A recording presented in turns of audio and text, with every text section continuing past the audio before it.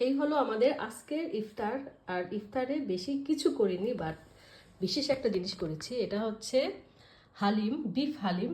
এটা আজকে আমি করেছি অনেক দিন পরে। আর এই হচ্ছে চিকেন রোল। চিকেনের সাথে অবশ্য আমি ভেজিটেবল ইউজ করি, গাজর আর বাঁধাকপি। আর করেছি বেগুনি আর পরোটা, যে যেভাবে খায়। এটা মুড়ি দিয়েও খাওয়া যায়। আর আছে এটা তুর্কিশ একটা কি বলে, জেলির মতো বাদাম দেওয়া, এটা অনেক মজার।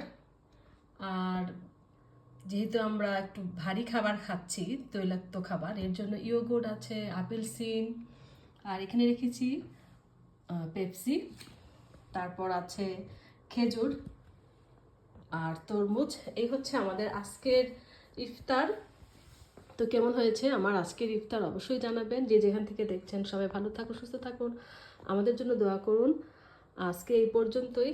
আল্লাহ হাফেজ।